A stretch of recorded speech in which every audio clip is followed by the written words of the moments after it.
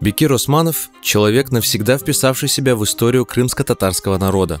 Героический отважный партизан и разведчик, диссидент, один из начинателей национального движения крымских татар, пользовавшийся безграничным уважением народа. Бекир Османов родился 22 марта 1911 года в селе Бююк-Озенбаш. Окончив сельхозшколу Чаир в Ялте, затем табаководческий техникум и сельскохозяйственный институт в Акмесджите, получил профессию агронома. Женился на сокурснице Марии Гущинской. Они стали родителями 2 детей. Бекир ага работал в Никитском ботаническом саду. Война перечеркнула все. Однако первые из заокулированных саженцев с годами дали 3 новых сорта груши, на которые пришли 3 авторских свидетельства, полученных отцом за выведенные сорта груш. Бекир Османов был разносторонне развитым человеком. Собирал фольклор, сочинял сказки, писал пьесы.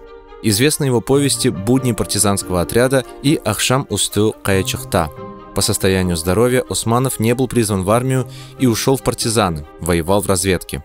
Знание всех подробностей горных склонов, всех обрывов, ущелий и потайных мест позволяло отцу выводить партизанский отряд из различных сложных ситуаций, из ловушек, устраиваемых фашистами. Над вертикальным обрывом по какой-то определенной тонкой, неожиданно появившейся за кустом расщелины, они переходили совсем в другие части гор, и немцы оставались ни с чем. Фашисты распространяли листовки, разбрасывая их с самолетов.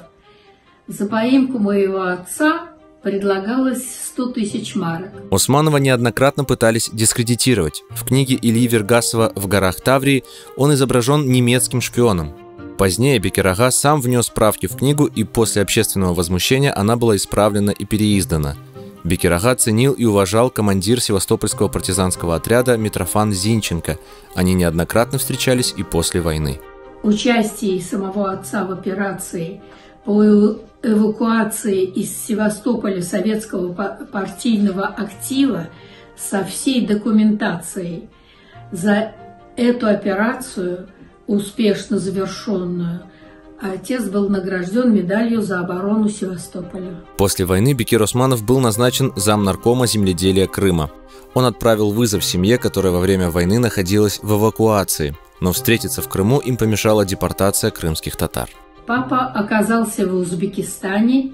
Нам пришлось с мамой и братом Юрой вернуться не на родину в Крым, а ехать в Среднюю Азию, где папа уже работал агрономом и через некоторое время был назначен начальником государственного сортоиспытательного участка. В ссылке у Османовых родился еще один сын. Бекир Османов был одним из первых людей в крымско-татарском национальном движении. В 50-е годы вместе с Джебаром Акимовым они стали его организаторами и активными участниками. Благодаря ему сотни людей присоединились к народной борьбе.